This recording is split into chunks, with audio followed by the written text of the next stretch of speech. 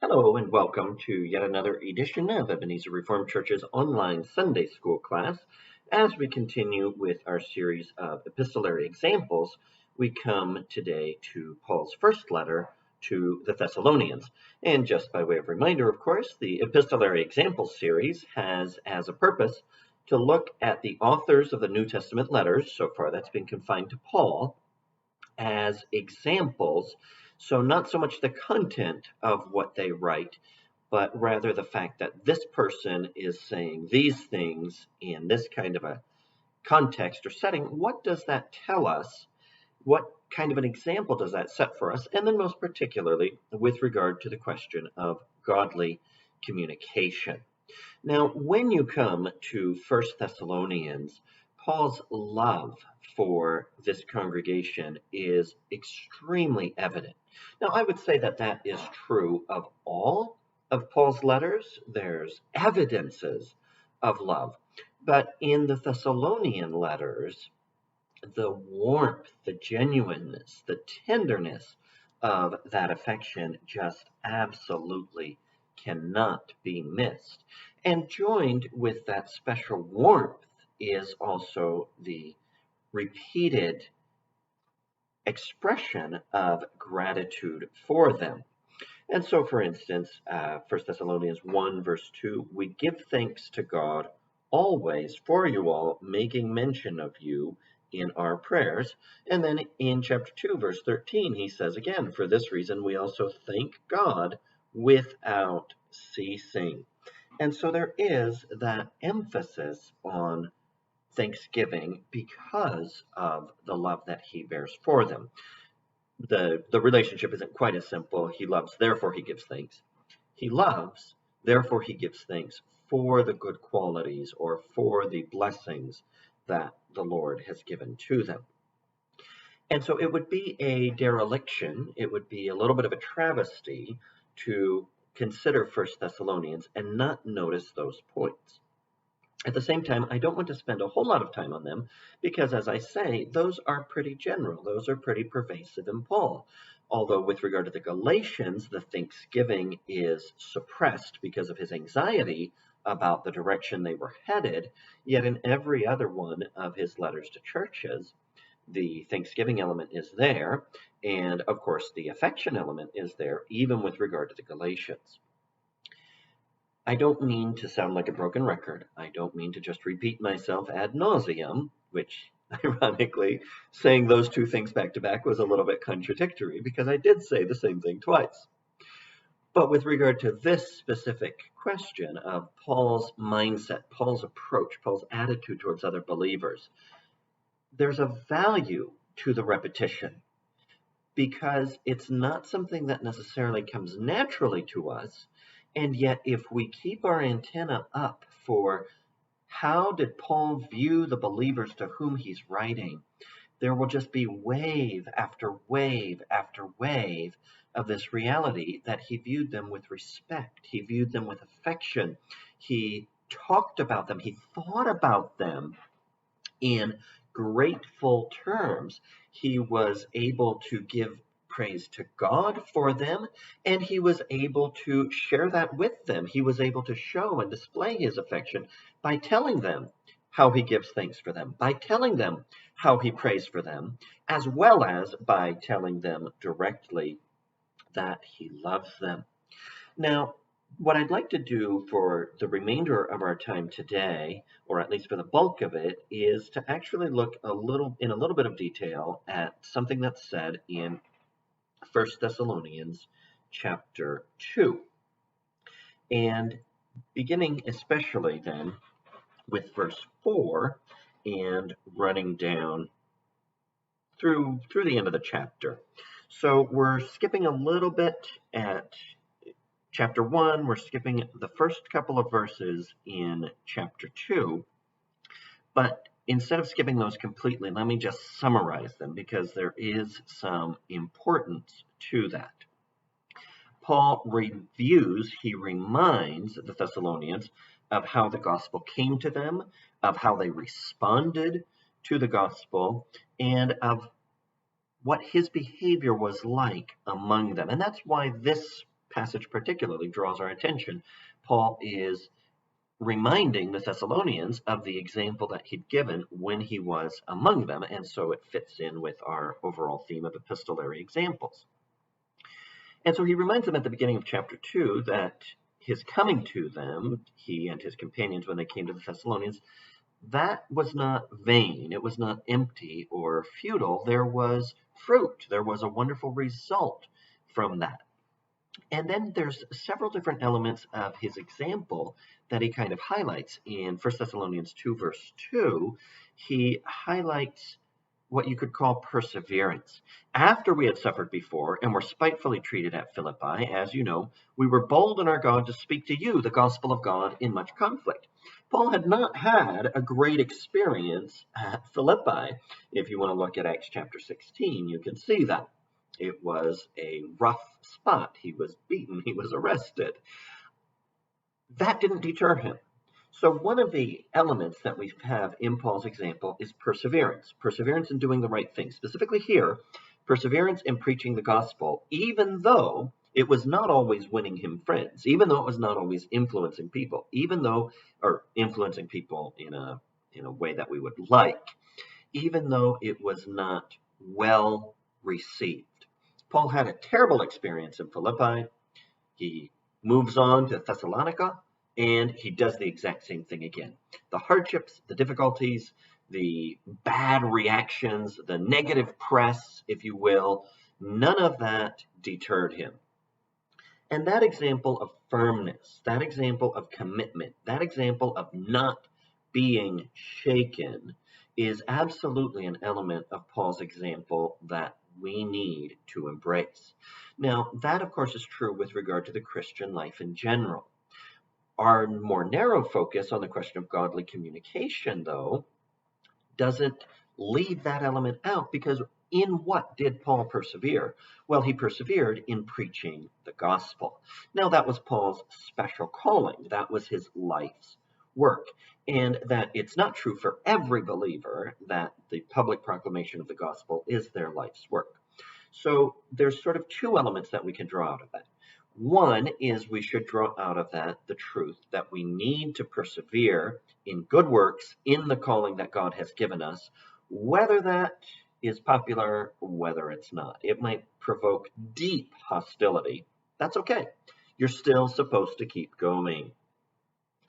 But then if we want to narrow that down a little bit more to the question of communication, we can also learn that we ought to persevere in sharing the gospel specifically, and that, of course, we do according to our callings and stations, according to our opportunities and abilities in the world, but we ought to persevere in that no matter what the result is. Now, there's one important word of qualification here. Paul left Philippi and moved on to Thessalonica. In other words, he didn't insist on continuing to preach the gospel in the same place where his preaching had been rejected and produced violent hostility. And there's a couple of reasons for that. One was Paul's calling to be more of a church planter, to in fact travel and spread the word. He's always on the move. He's never settled down. And part of that, of course, is based on Christ's instructions to the disciples that if they persecute you in one city, you should flee into another. We may be in a little bit of a different situation in terms of most of us are not called to be nomadic preachers of the gospel. Many are supposed to, according to the calling that God has given them, many believers are supposed to largely stay where they are. But it does show that it's legitimate to move on from persecution. It also shows that continuing to preach the gospel doesn't necessarily mean haranguing the same person over and over. It means not being deterred from presenting the gospel again to a new audience, or if there's a renewed opportunity with the same person. But Paul is not saying, I'm going to nag people with the gospel, even if they say, I'm tired of talking about that, I don't want to hear that anymore. When Paul got that kind of a reaction, his general approach was to move on. So there is a need for wisdom there. Perseverance is absolutely important, and perseverance, persistence sometimes means speaking the word in season and out of season. It means not necessarily letting people silence us, but there is a balance to that. We're not going to nag people into the kingdom of God.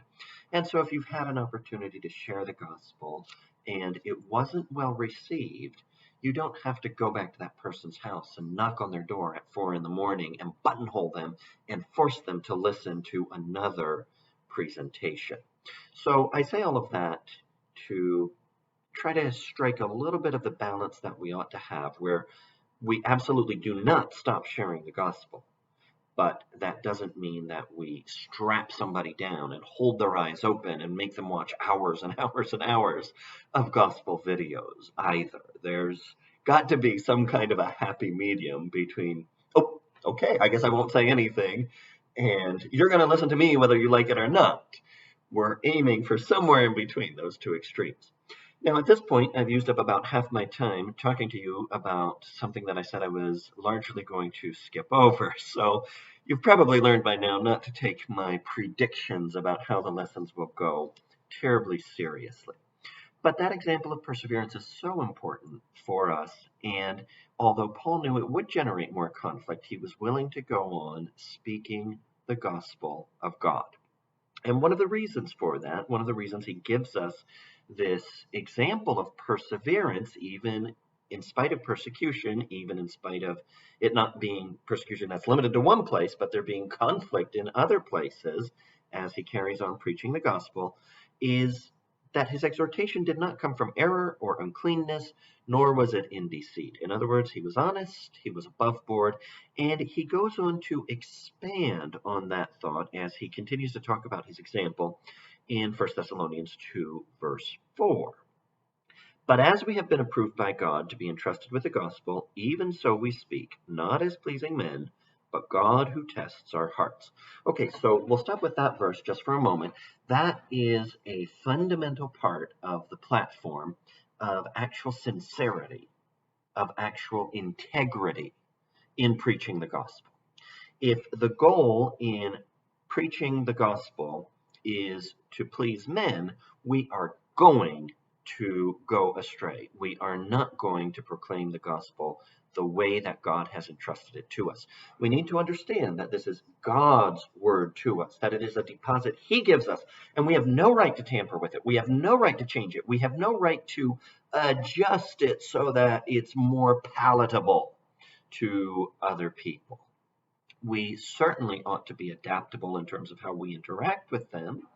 And we certainly ought to be wise in terms of communicating intelligibly, but changes to the content of the gospel for the sake of pleasing men are unfaithfulness to God who gave it to us. That is not an option. If the gospel is to be preached appropriately, with integrity, with honesty, with sincerity, then the gospel cannot be chopped and changed to suit others. And that calls upon us then, as those who would desire to persevere in serving God in our callings, in serving God in supporting the Great Commission, whatever exactly that looks like in our calling and station, but we know that overall every believer is supposed to contribute to the Great Commission. As those who want to then persevere in contributing to the Great Commission, whatever the difficulties, one of the important things, and in some ways the most important thing, is the content of the gospel can never be compromised. Our goal, even in supporting the Great Commission, is first of all to please God, not as pleasing men, but God who tests our hearts. God knows what our desires are. God knows what our ambitions are, and our ambitions need to be to please God. That's uppermost. That's fundamental. Even more important than the salvation of sinners? Yes. Yes. Pleasing God is more important than sinners being saved. Now, obviously, God is pleased with the salvation of sinners. We don't need to put those two things into opposition. But if it ever comes down to that, if we have to review our own hearts, knowing that God searches our hearts to find out what's more important to us, if the salvation of sinners is more important than pleasing God, we have gone astray. Our priorities have been distorted a little bit. Now, that sincerity had to do with Paul's motivations, but then it also had to do with his conduct. Look at verse 5. For neither at any time did we use flattering words, a method of speech that would tend to please men, that would tend to conciliate them and bring them over to our side, but unfortunately at the expense of truth. For neither at any time did we use flattering words, as you know, nor a cloak for covetousness. In other words, Paul didn't turn the gospel to his own material profit. And he's comfortable calling God as a witness to that reality. In other words, if he's lying, may God expose him. May God reveal the wickedness that he has. He can ask for that because he knows that's not the case. Now, here's another important element of that gospel sincerity or integrity. Nor did we seek glory from men, either from you or from others, when we might have made demands as apostles of Christ. What he's driving at there is that, of course, he does have apostolic authority, and he could have, in theory at least, thrown his weight around. But he didn't do that because it wasn't about his position. It wasn't about him feeling like the big man in town. It wasn't about Paul wanting everybody to look to him and think, wow, how incredible, how amazing, how important is Paul? And obviously, if we use the gospel for selfish gain or for self-aggrandizement, we might be preaching the content of the gospel accurately, but our motivations are deeply messed up, and that's likely to come across in our conduct as well. In opposition to that, Paul was gentle among them. Verse 7, just as a nursing mother cherishes her own children, so affectionately longing for you, we were well pleased to impart to you not only the gospel of God, but also our own lives, because you had become dear to us. What's the opposite of throwing your weight around? Well, it's acting like a mother who's nursing her baby, who gives of her time, of her own substance, who with great gentleness and tenderness cherishes and nourishes that helpless little one who in many ways is not able to offer anything in return, certainly not in the short term. Paul did that with love. Now, there's a tremendous example for us in terms of how we relate to others. When we're sharing the gospel, gentleness, that tender affection is very important. You know, the gospel can be a message with sharp edges. And as we've seen, we're not allowed to tone down those sharp edges. But the sharp edges ought to be the sharp edges of the gospel, not the sharp edges of a prickly personality, not the sharp edges of arrogance or self-seeking or self-centeredness of any kind, but rather a willing self-giving to others. And that's what Paul says. We were willing to impart to you not only the gospel of God, but also our own lives. And that may answer a concern when I'm talking about how pleasing God is more important than saving souls. There can be a tendency for people to hear that and to think, oh, so you're saying saving souls is not very important. Well, that's not the case. Paul was willing to communicate to them the gospel of God, including his own life. He was willing to lay down his own life in order to communicate the gospel to them. Pleasing God and desiring the salvation of sinners are not opposite things. We shouldn't put them in opposition. We should keep pleasing God as the first, as the main goal, so that we can submit to his sovereignty in terms of who is effectually called, in terms of who he actually brings to faith and repentance. But that should in no way pour water on the intensity of our desire to see the salvation of others. We're going to have to stop here and we're going to have to come back to it. But if you want to put a little bow around what we've seen so far, you can sort of take this as, here's an epistolary example in terms of how did Paul communicate with receptive unbelievers at any rate, and new believers. And obviously, receptive unbelievers have a strong tendency to become new believers. So here's part of the example to that. There's absolute integrity. There's righteousness in terms of communicating the gospel whole and entire. But there's also a great deal of warmth and love and tenderness in terms of how he views the people to whom he's communicating the gospel. Both parts of that example are very necessary for us.